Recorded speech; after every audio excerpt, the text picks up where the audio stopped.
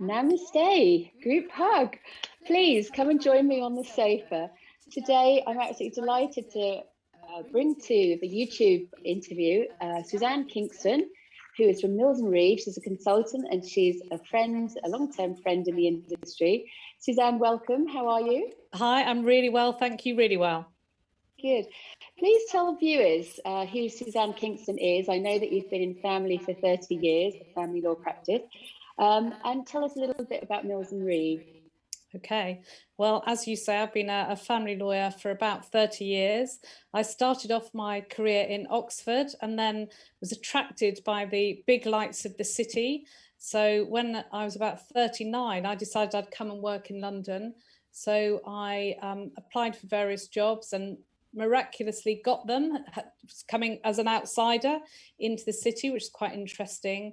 And then was a partner at Dawson's for a number of years, really got a great team together there, loved working there. And then it decided to go to Withers and was a partner there for a number of years. Again, great team, loved it, took my team with me, very interesting move. And more recently, about a year ago, I went to Mills Reeve as a consultant.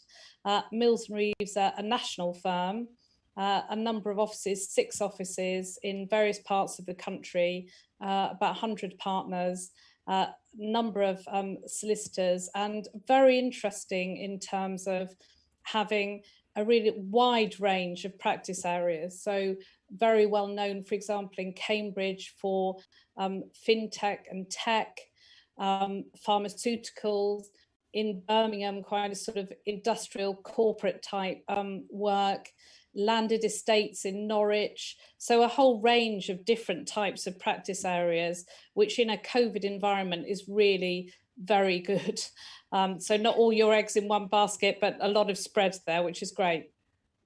Which is excellent. And I just want to say to viewers, if you're watching, please subscribe down on the left-hand side. And if you enjoy the interview, please press the thumbs up so that we know that we've had a good chat.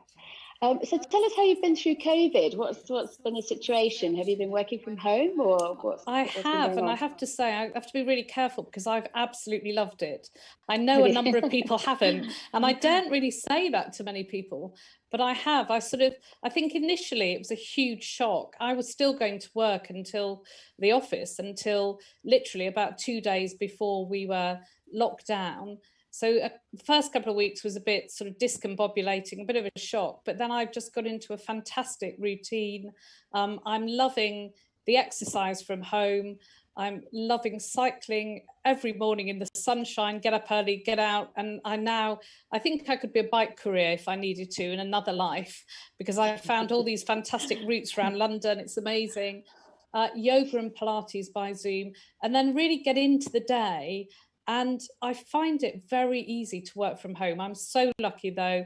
I know I have a garden, don't do any homeschooling, so have been incredibly lucky, I know, but I have really enjoyed it. And I've enjoyed almost a sort of slowing down from life and having time to reflect. Yeah, I've actually, Katie, who's doing the production of the video, was saying that it's been nice to just check out a little bit, not just be on a schedule and get on with it. Yeah. So what about the general business environment? And there's been a lot of economic bailouts, all this kind of thing. So how is the family sector being affected by this? I think we've been very lucky actually as a sector, because I think that, as you predict, there's been quite a spike and increase in the number of divorces post-lockdown. I think when we were deep in lockdown, it was very hard for people to contact their solicitors. I did have a few new clients, but it was a bit bizarre. They were doing things like phoning me from their exercise 1 hour to reach out to their solicitor, because otherwise, obviously, they were all in the same house, and that was very difficult. So that we've had a spike, a real increase in new work. But in particular, for me, I think one of the main things has been the increase in the number of mediations and arbitrations. And really, that's my sort of sweet spot, as it were. I've always championed alternative dispute resolution, trying to resolve disputes out of court if you can.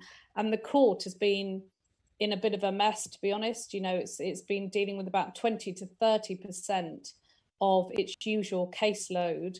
And really, people have been searching other ways of resolving their disputes.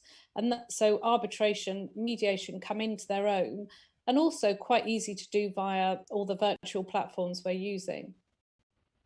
Yes, we've heard this. And do you think this is a phenomenon of COVID only, or do you think this will continue now that people have understood actually it's what we heard is it's quite a nice way to do it without the anger and emotion in front of each other, that people are finding it actually an easier method this way? Yeah, I mean, I think there's a couple of points. Firstly, the court is going to have a huge backlog, even when we're released from the COVID situation. So for a long time, it will be difficult to get into court and to deal with cases promptly. So I think that means that people will be relying in any event on alternative dispute resolution.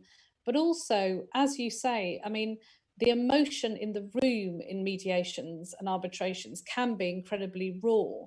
And so dealing with things in this way means that you're sort of taking the emotion out. And also, it's very easy to do things like put people in breakout rooms, for example, on Zoom.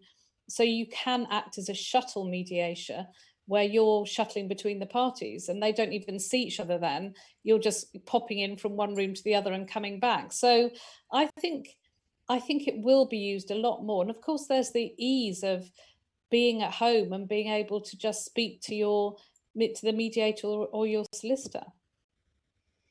Yeah, I mean, it does seem like we didn't really know that, did we? But actually, it does seem to have found a better, happier solution to move forward with acrimonious divorce, perhaps.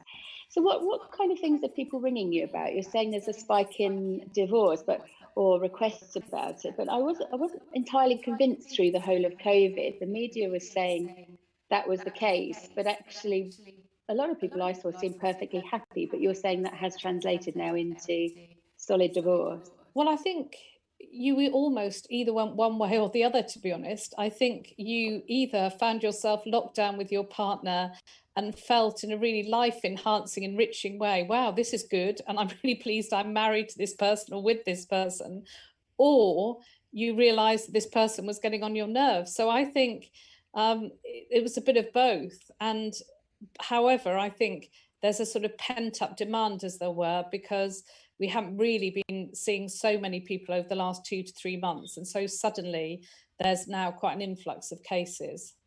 And also, I suppose, internationally as well, people haven't really been able to travel. So there were some really quite strange unintended consequences of the lockdown, where people were locked apart from their children and stuff like that. So there were all sorts of types of situations where you would have to go and see a solicitor to resolve things. And one of the things I heard was that people needed to take a bit more time to think about things. And there's obviously been a bit of disarray with finances, with company shares plummeting, with people perhaps had money one day and they didn't have money the next day. So like a bit of a sense of, let's all take a deep breath and hold on a bit. I mean, is that your experience, that people should just wait a bit before they make big decisions? Well, I think it depends who you are. If you would like to be in a situation where you had suppressed valuations because that helped you in your divorce, then it might be a good idea to look at getting divorced now. However, obviously what we're concerned about is it's very difficult to value certain assets. And as you say, we're on a sort of corona coaster in terms of valuations in market. You know, what is the market doing? What are property values really doing? And how are things going to play out? And so from that point of view, some people will be cautious about pushing through and getting divorced now, because they won't want to do it not knowing exactly what the valuations are. However, as lawyers, we've come up with a whole way of dealing with that, in terms of you can look at having a split of the whole of the class of all of the assets, so that everybody has a share of the risk and the upside of any particular asset. You can deal always in percentages rather than lump sums. You can have self-varying maintenance orders. So there's a whole range of things we can do if somebody decides they actually want to get divorced now. And what about you specialise in helping with children arrangements? So give us a update on that. Well, at the beginning of lockdown, of course, that was quite tricky because the whole question arose about whether or not, if you had separated parents living in separate households, whether the children could move between the two households. And so the government had to issue guidance in relation to that. And I think, to be honest, they got it wrong to start off with and then immediately corrected themselves, which seems to be something that happens a bit with this COVID. But essentially what's happened is that if you had a court order, and as long as there was no risk to health or anything like that, the children could move between the two households. And so that should have been the established pattern. However, a number of people used it as an excuse not to facilitate contact. So they would say, oh, well, I think the person you're living with might have a COVID, and so I'm not going to allow the children to come. And there were lots of those sorts of... And it's tricky to prove, isn't it? Yeah. I mean, how do you prove that? There's really, even now, there's not really solid proof of... No. Have you got it or haven't you? I mean, a lot of the tests are not seen as being 100% accurate, are they? Yeah. So, I mean, I think that's a very difficult issue, and there were no great sanctions. Even the president of the family division came onto the radio and said, well, you know, obviously I'll take a dim view of it later on when I'm dealing with the children's case, but, you know, that might be a year or 2 years' time. So there weren't the sanctions there to do anything about it, but we tried our best to make sure that people were able to see their children throughout the whole of the lockdown. We'll have a little talk about no-fault divorce, which is a big theme at the moment. But on the mediation and arbitration, what's the cost of that, or what are give us 3 topside benefits for viewers, as opposed to going, I hate them, let's bang into litigation and screw them down for all their assets and chase around offshore to see what we can find for a year or two. Yeah. I mean, give us the good news on arbitration and mediation. First of all, if I can just divide them, because I think it's easier just to make it clear. Arbitration, maybe explain what they are. Exactly. Yeah. Arbitration is sort of quasi-litigation. So that's basically litigation, but in a private setting, rather than going through the court system, which is obviously all funded by the government in a public setting. And I don't want to make it sound as though it's akin to private healthcare, but that's one way of looking at it. So you go outside the court, you appoint an arbitrator who's an adjudicator, and that adjudicator makes a decision, they write their award, and then that's it. You've got your decision, it's fully binding. The situation... Is that the private judge route as well? No, the private judge is something different. Arbitrators are all trained via the Institute of Arbitration, and you have to do an exam and become accredited. And then you can hold yourself out as an arbitrator, and you can deal with the whole case or part of the case. When we're talking about private judging, what we're often talking about is private financial dispute resolution hearings, which is part of the case, it's not the whole case. And that's when often barristers they call themselves private judges, but there's no specific training or anything like that. But they're very good at it, and it's a great way of resolving a case. But arbitration is something different. So arbitration, the good thing is that you come out of the court system, you can deal with your case very quickly.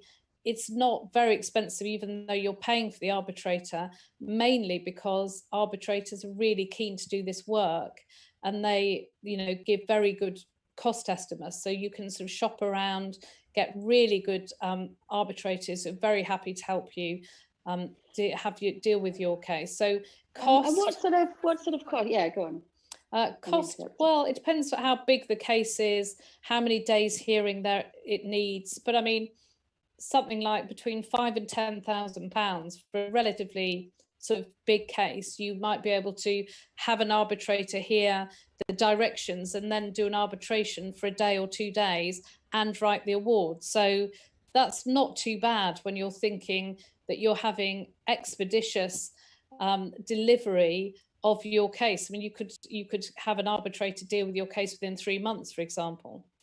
So it's speed, confidentiality is assured. So that's quite important for well-known celebrities, families who don't want to be in the public domain. When you go to these forms of alternative dispute resolution, then confidentiality is assured. You're not photographed when you're going to the arbitrator's office, for example.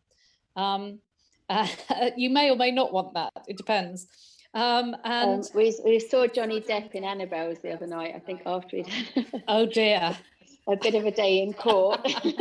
And you didn't look happy. You didn't look happy. And the arbitrator, as I say, can deal with the whole of a case or just part of a case. So it's a very flexible, adaptable procedure, which is good. So that's arbitration. I mean, it's got a whole host of benefits. In terms of mediation, mediation is different because that's where the mediator attempts to facilitate a settlement, and they can't impose their view. It's just nudging people towards a potential agreement. So they come up with potential solutions and they talk to the couple about the solutions, reality test it, see if it'll work, and hopefully they get an agreement. But then the clients may go back to their lawyers, and then their lawyers may say, well, I don't like the look of that, and then you've wasted your time. So effectively, I think you have to have a very strong, good mediator who the lawyers trust to take the clients through the process. Mediation is cheap because basically your charge out rate is divided by 2. And so you're doing a mediation effectively for half the price that you would be doing a consultation. So great advantage in doing that. And also for people who want to own their own outcome, who want to say to their children and go to their children's weddings and stuff like that, you know, we sorted this out nicely, then mediation is the way to go. Which is a very, very good point, isn't it? Because if you go hard on a litigation, which I was saying previously we have seen, it just makes people so angry, doesn't it? That actually you do upset all your personal relationships for a long time, and people often go litigation and then come out of it, don't they, after a while, because they just can't take the heat or the pace of it. It's such a hard situation. I mean, I think it's genuinely horses for courses, and I personally am pleased that I do all of the things. I do mediation, arbitration and court. And I probably shouldn't say this, but I really like court because I like the rigor of court process. And it's really important, if you want to be a good mediator, to experience court and understand what court is like. So I actually think for a lawyer, it's good to be quite adaptable and do all of them. But I totally agree with you that in terms of the long-term relationship, it's almost impossible to have that if you've been fighting tooth and nail in really bitter, protracted litigation. And so one of the things we've heard is that prenups have started to rise up during the COVID, and this could be completely wrong, but the idea that prenups have always had a little bit of not a bad rap, but people have been a bit nervous of them. You know, is it love or is it finances? And sort of always had a little bit of an uneasy relationship with the two. But the feeling is that during COVID, people have had time to be with each other a little bit longer and go, well, actually, we could discuss this, and actually, perhaps this is a better outcome if we do agree a sensible and less emotional prenup whilst we're in COVID. And is that, I think you specialise in prenups, so maybe give us some thoughts on that. Yeah, I mean, I think there are 2 reasons they've increased in popularity. One, as you say, I think people have genuinely got their house in order. I don't know.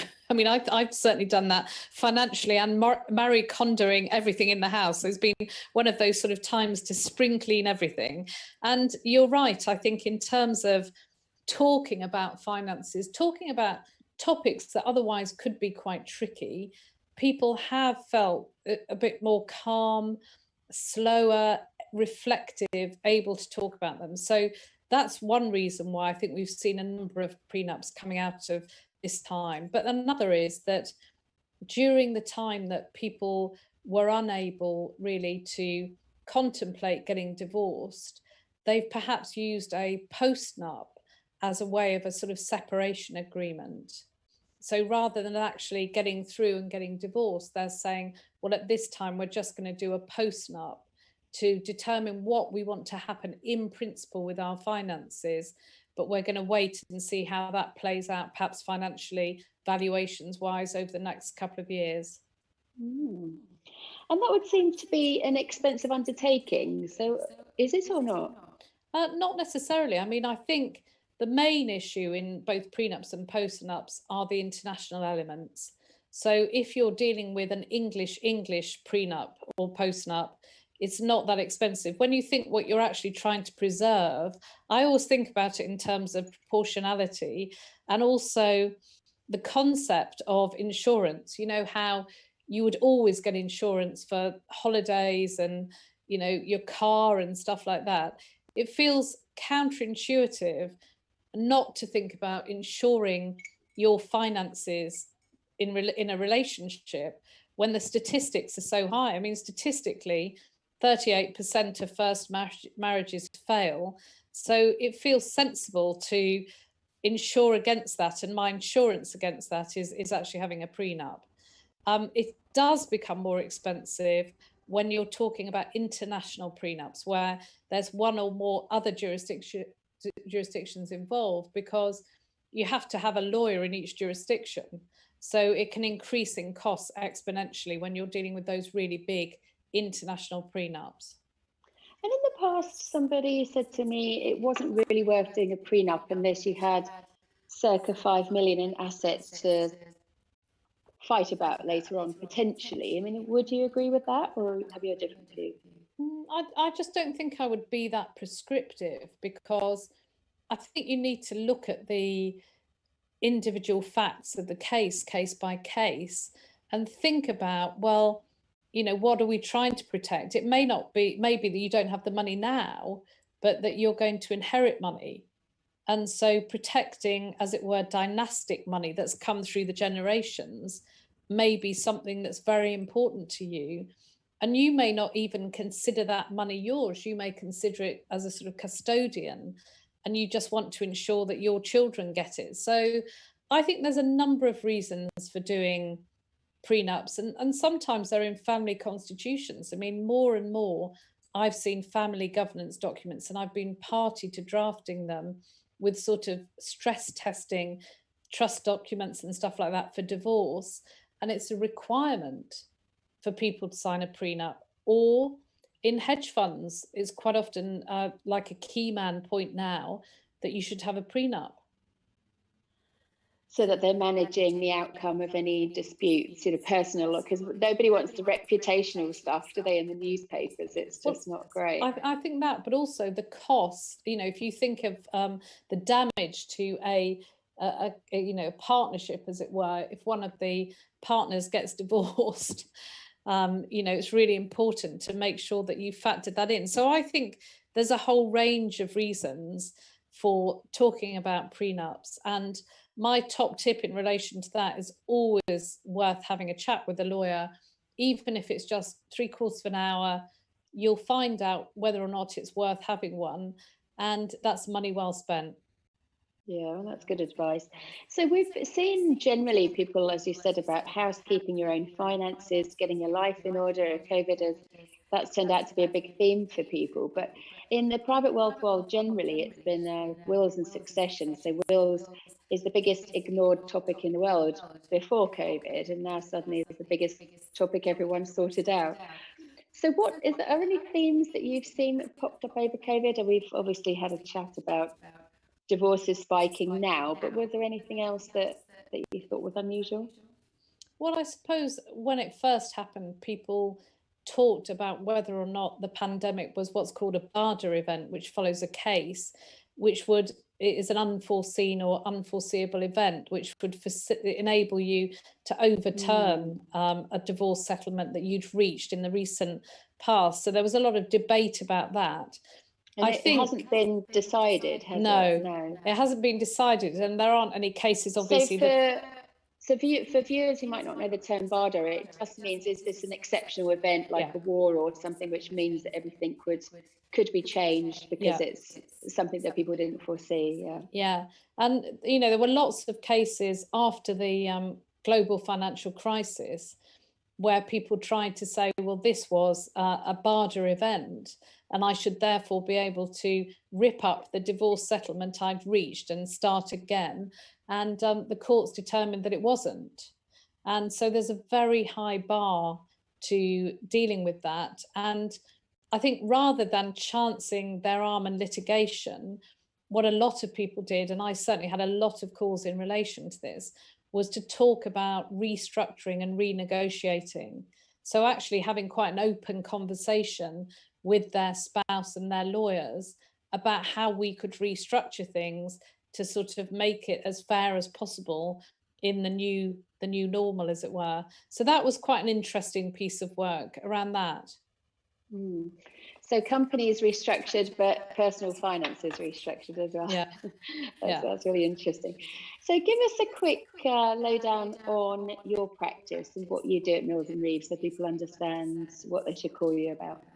Well, I pretty much do everything. I think that's always said whenever anybody interviews me, in the sense that, as well as obviously being a litigator, I've mentioned that, so dealing with divorce on finance, finance on divorce, often quite big cases, often with an international element, because have been very involved with the International Academy of Family Lawyers for a long time, and I have a number of cases referred to me internationally, and I still am during this time. I've had a couple this week even. So that's sort of those sorts of cases, cohabitee disputes, prenups I really enjoy, and international, the more jurisdictions, the more interesting as far as I'm concerned, although complicated. And I act as a mediator and an arbitrator. And I suppose just to say that I teach both mediation and arbitration. In fact, I was teaching arbitration this morning because I've taught all of the arbitrators in England and Wales. So everybody who's qualified, I've been their teacher. A bit frightening for me, though, because when it first started, my pupils were mainly retired High Court and Court of Appeal judges. So cohabitee, so in my head, it's still not equal to marriage, is it? But you're saying that you can manage it somehow with a document of agreement, maybe like a prenup, postnup, even if marriage is not involved, to make a better outcome.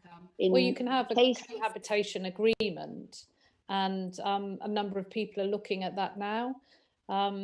Also, I suppose the other thing is that there are disputes where people fall out who are cohabitees, sometimes with children. So there are issues then surrounding the finances for the children under what's called Schedule 1, or indeed arrangements for the children, contact between the parents.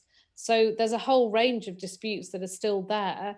Of course, we'd like the law to be fairer in relation to cohabitation, but I think the government's got enough on its plate at the moment, and I can't see that happening anytime soon. So the no-fault divorce is one of the things that the family community is very pleased about, aren't they? That you don't have to now say it's somebody's fault in the divorce, like, or claim that somebody had an affair or whatever it is.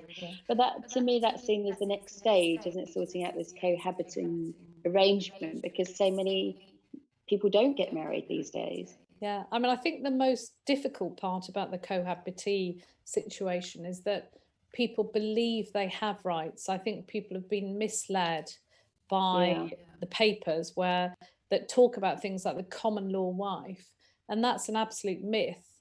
And so I think people go into cohabiting relationships believing that they have rights, and they just don't. And I think that's the problem. So if nothing else, I'd love there to be a proper education. And I've often thought, that should start in school. I think we should have education about relationships, how to get into relationships, how to get out of relationships. I think it's really important for even children to understand this sort of stuff, at the appropriate level. Yeah, so give us, we'll ask you for some top tips, but post-COVID, so let's move forward to a year's time. How do you see things shaping up after we've recovered from this, if we have recovered by then, from this impact that has hit us emotionally, psychologically. I mean, it's been a bit of a trauma for everyone internationally, hasn't it? So what's the outcome for family in a year's time? Well, I think we will be busy. I think that there will be more weddings next year because loads would have been postponed from this year. So a lot of I think we'll be very busy on prenups next year. As I say, I'm going to be measured about divorce because some people have got on much better than they would have ever predicted. But obviously there could be a number of new divorce cases. I think the courts will be trying to ensure that people get out of the court process, if at all possible, and use the courts only where it's absolutely necessary. So I think a huge increase in mediation, arbitration, but very litigious cases will remain in court, and the very long cases I think will remain and be dealt with in court. So for anyone who's at home and is scared to make that call to say, gosh, I literally cannot stand this anymore, what are the top tips? How should they think about this? And what's Suzanne Kingston say? I think it's really important to be able to go and see a divorce lawyer that you trust. So that it's a relationship that could last for a while.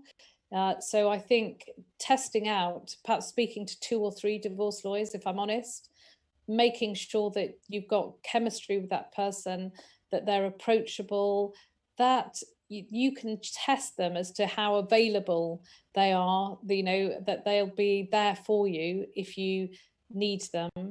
And I think just really important to just have a general chat about your situation and just not even say anything to your spouse, not threaten it, but just to be informed, get as much information as you possibly can before you make any decisions, because I think it's so important.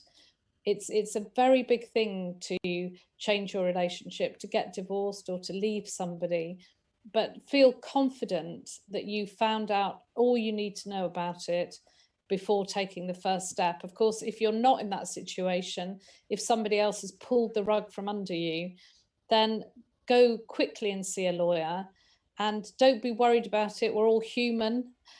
We've all seen all sorts of things over many, many years.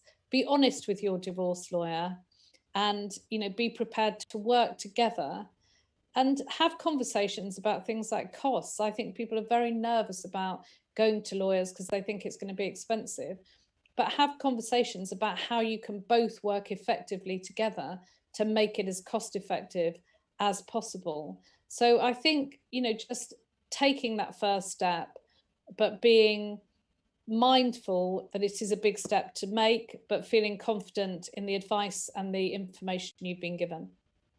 And a final word on social media and posting fun times you're having if you're going through a divorce. I think I'd be very cautious. I love, I've always liked social media and have always been keen to sort of follow things.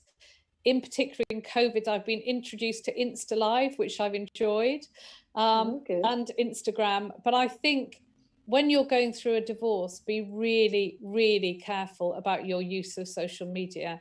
I've seen it trip up so many people, and be careful. Just change perhaps what you're doing, how much you're posting, and think that everyone can often find it, even if you think they can't. So with caution. When you're free and through the other side, you can then use social media as much as you want. But during it, nothing. Yeah, exactly. So I just want to say thank you so much, Suzanne. It's been a pleasure to catch up with you, and I really look forward to having some drinks with you at the Rosewood if they're all back in a few months' time. So thank you so much, and for viewers, please, if you enjoyed it, press a thumbs up and subscribe, and we look forward to seeing you usually on Tuesdays and Fridays at 11 a.m. So thank you, Suzanne. Have a great day. Thanks very much, Karen. Great to talk to you.